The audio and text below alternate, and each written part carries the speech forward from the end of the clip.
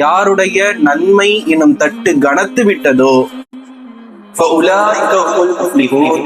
அவர்கள்தான் வெற்றியாளர்கள், அவர்கள்தான் சொர்க்கத்திற்கு செல்வார்கள், அவர்கள்தான் சிராத்துல் முஸ்தகீமை மின்னல் வேகத்தில் கடந்து செல்வார்கள். யாருடைய நன்மையின் தட்டு கனமாக இல்லாமல் போய்விட்டதோ, தீமை நிறைத்து போய்விட்டதோ, அவர்கள் நஷ்டவாளிகள், அவர்கள் நரகத்தில் நிரந்தரமாக இருப்பார்கள் என்று திருக்குர்ஆனுடைய வசனம் சொல்லும். யாருடைய நன்மை கூடிவிட்டதோ அவர்கள் சொர்க்கத்திற்கு செல்வார்கள், யாருடைய தீமைகள் அதிகமாகிவிட்டதோ அவர்கள் நரகத்திற்கு செல்வார்கள். இது ஒரு பொதுவான நியதி. சூரத்துல் அஅராஃப் என்கிற 7வது சூரா, அந்த சூறாவிலே அஸ்ஹாபுல் அஅராஃப் என்கிற ஒரு கூட்டத்தார்களை பற்றி அல்லாஹ் சொல்கிறான். அந்த கூட்டத்தார்களினுடைய பெயரே அந்த சூறாவினுடைய பெயர், சூரத்துல் அஅராஃப்.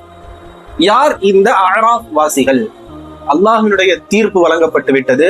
சொர்க்கத்திற்கு தகுதியானவர்கள் சொர்க்கத்திற்கு சென்று விட்டார்கள், நரகத்திற்கு தகுதி மிக்கவர்கள் நரகத்திற்கு சென்று விட்டார்கள்.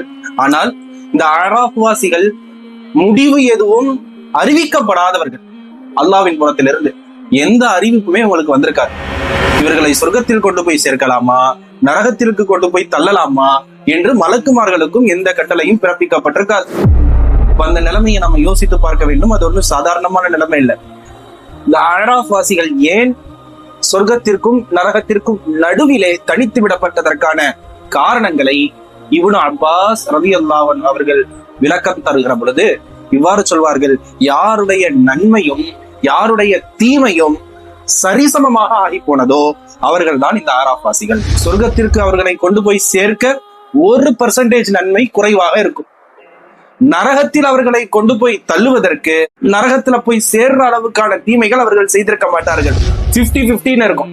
இவர்கள் தான் அஅராஃப் வாசிகள் என்பதாக இப்னு அப்பாஸ் ரலியல்லாஹு அன்ஹு அவர்கள் சொல்வார்கள்.